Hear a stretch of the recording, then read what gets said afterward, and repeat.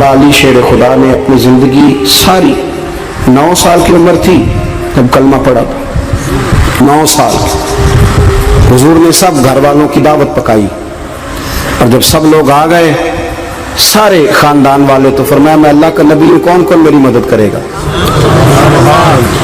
آپ کو پتہ ہے نا کہ جب مشکل وقت آتا ہے نا، یہ تو تب پتہ چلتا ہے نا ساتھ کون چلتا ہے۔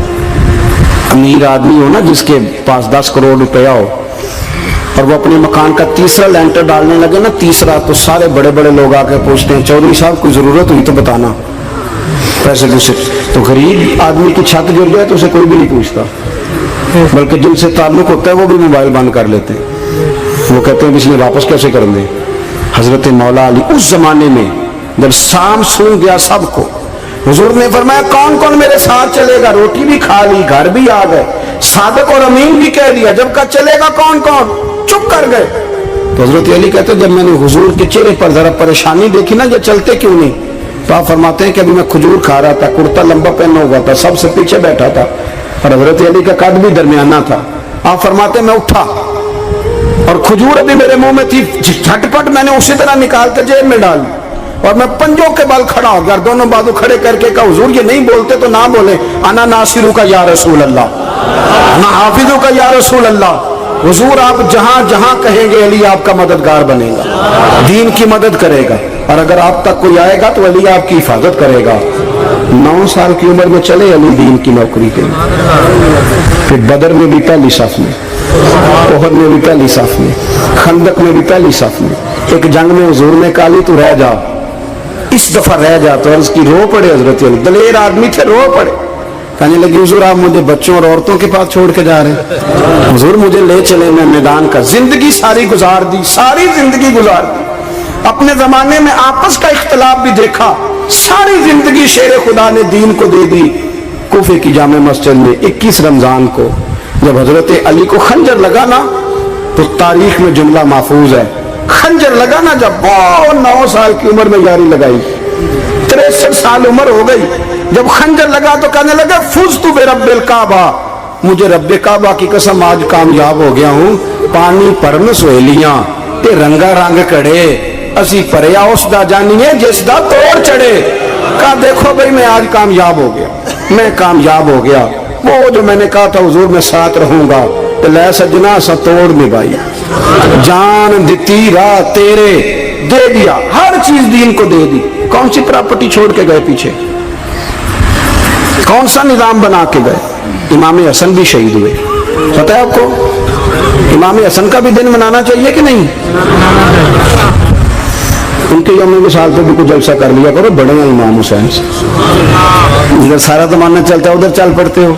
حدیث میں جہاں جہاں نام آیا نا، پہلا امام حسن کا ہے، دوسرا امام حسین کا ہے، اور امام حسین کے اپنے جملے ہیں، فرماتے ہیں میرا بھائی نہیں، میرا امام بھی ہے، میرا امام بھی ہے۔ آپ فرمایا کرتے تھے میں نے بڑی چیزیں حسن سے سیکھی ہیں، جو انہوں نے سیکھا ایک بتاؤں اس میں سے؟ کچھ لوگ تھکے تھکے ہیں آپ میں سے، حالانکہ میں تو زیادہ سفر کر کے آیا ہوں، عرض کروں جو انہوں نے سیکھا ہے؟ سنو، امام حسین خود بتاتے ہیں، فرماتے ہیں کہ اب میرے بھائی نا امام حسن اپنی ایک بیوی کو طلاق دینا چاہتے تھے، اختلاف شدید ہو گیا، بات طلاق تک آ گئی، مجھے پتا چلا تو میں پہنچا، میں نے کہا بھائی جان کیا اختلاف ہے بھابھی سے؟ سنا طلاق دینے لگے، فرمایا ہاں طلاق دے دوں گا۔ چلی گئی ہے کے، فرمایا بتائیں غلطی کیا، کیوں دے رہے ہیں؟ تو امام حسن فرمانے لگے حسین آپ نے قرآن نہیں پڑھا؟ میں نے کہا جی پڑھا ہے، بتائیں۔ کہنے لگے اللہ فرماتا ہے ہن لباس لکم وانتم لباس لہن، مرد عورتوں کا لباس ہے، عورتیں مردوں کا لباس ہے۔ فرمایا میری بیوی میں کوئی کمزوری ہوگی تو میں پردہ ڈالوں گا کہ دنیا کو بتاؤں گا؟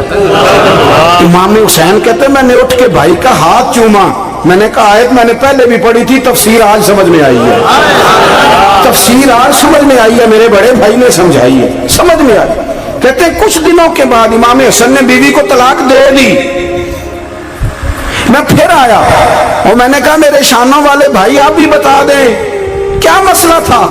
तो कहते मेरा माथा चूमा मेरे बड़े भाई ने और कहने लगे हुसैन छोड़, वो गैर महरम बीबी है, मैं किसी गैर की बातें तेरे साथ क्या करूं, तलाक दे दी, गैर महरम हो गई, अब उसका जिक्र क्या छेड़ना।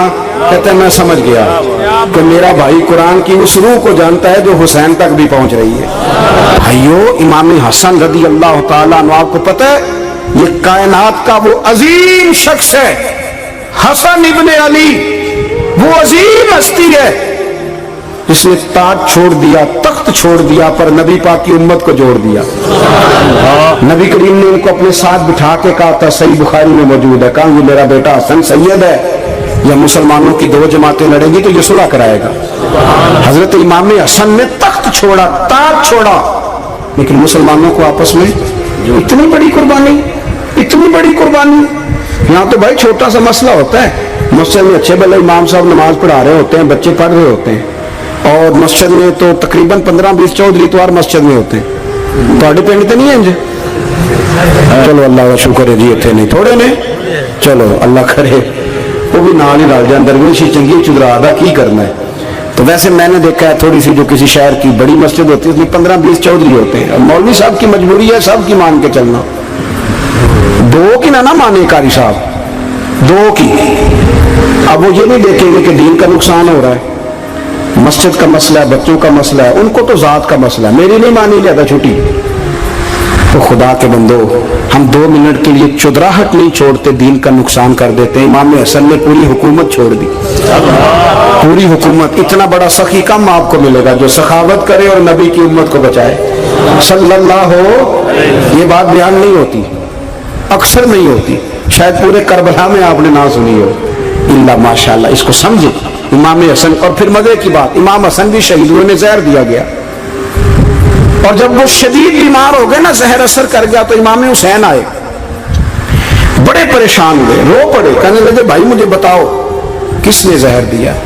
तो इमाम हसन कहने लगे हुसैन मुझे शक है एक शख्स पर, लेकिन शक है भाई, अगर सिर्फ शक है तो मैं किसी बेगुनाह को बदनाम कैसे कर दूं, तुम्हें कैसे नाम बता दूं। ये नामालूम पर्चे कराते नहीं हम रोज ही, रोज नामालूम पर्चे, जिस पे दुश्मनी है उसका नाम लिखा दो, खत्म हो गई बात। इमाम हसन की तरबियत देखो, फरमाने लगे जिस पर मुझे शक है उसका नाम बता दूं, तो अगर वो नहीं तो बेगुनाह का जिक्र कैसे कर दूं।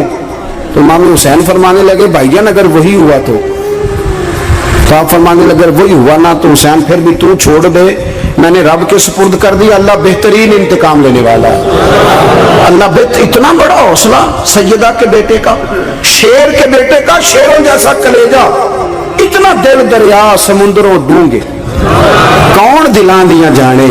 ओ भाई थोड़ा हौसला कर, जितन जितन ते हर कोई खेडे, तू हारन खेड फकीरा, और जितन दा मुल कौडी पैंदा ही हारन दा मुल हीरा। और कहीं बैक भी तो हो ना, कहीं तू दरगुजर भी तो करना, कि हर जगह छा के रहना, हर जगह छा के रहना। मेरे एक संगी हैं, आपको पता है ये जो स्टेज पे बैठने वाले लोग होते हैं ना, यहाँ तो अच्छे अच्छे लोग बैठे हैं, मेरी तरह के वो लोग, जो स्टेज पे बैठने का आदी हो जाता है वो नीचे बेचारा बैठ भी नहीं सकता, तो मसला हो जाता है। मैं अक्सर कहता हूँ कि कभी नीचे बैठ के तो देखो क्या फर्ज होता है। अगर किसी बंदे की कोई शान है तो वो जो सबसे पीछे बैठा है उसकी शान वैसी की वैसी है, कोई कमी आ जाएगी? कुछ भी नहीं। मुझे जाती तौर पर दयानतदारी से कहता हूँ, मस्जिद में बैठा हूँ, जब मेरे आने पे लोग नारे लगाते हैं मुझे तकलीफ होती है। मैं कहता हूँ यार नबी पाक की नात चल रही थी, उसका अदब ज्यादा है या अजमल कादरी का अदब ज्यादा है? छोड़े आप, जो आया वो बैठ जाएगा, खत्म हो गई बात। और वैसे भी जो लोग जलसों के लिए मेहनत करते हैं ना, बेचारे इश्तिहार लगाते हैं, मस्जिद की सफाई करते हैं, जो लंगर पकाते हैं, वो तो स्टेज पे आते नहीं, हालांकि ज्यादा सवाब तो उनको मिलता है, वो तो पीछे छुपे होते हैं। मैं कई दफा मुझे पता चल गया ना इस कारकुन ने ज्यादा काम किया इस जलसे के लिए, तो मैं उसके काम में कहता हूँ मेरे लिए भी दुआ करी, इसलिए तूने मेहनत की है, तेरा अजर और है। हम तो शाम से आए बैठे और छुट्टी कर गए। भाई थोड़ा पीछे भी देखे, नबी करीम के पूरे खानदान की कुर्बानियां, पूरे खानदान। दोपहर को खाना ना पका हो तो हमारे बच्चे मोबाइल तोड़ देते हैं, और शाम को मर्जी का ना पका हो तो वॉक आउट कर जाते हैं, कहते हैं लाओ पैसे फिर बर्गर ले आइए, मेरी मर्जी का नहीं पका। सैयदा फरमाती है मेरे घर में महीना महीना चूल्हा नहीं जला, महीना महीना चूल्हा 3 रोजे रखे सैयदा फातिमा ने, मौला अली ने, इमाम हसन ने, इमाम हुसैन ने, और तीनों दिन इफ्तार के वक्त फकीर मांगने आ गया तो खाना वहां दे दिया। आपका क्या ख्याल है, जो बेसब्रा आदमी हो वो करबला में जाके लड़ेगा? जिसको आदत ही ना हो बचपन से ठहरने की वो लड़ेगा? जो जरा जरा सी बात पे डगमगा जाता वो लड़ेगा?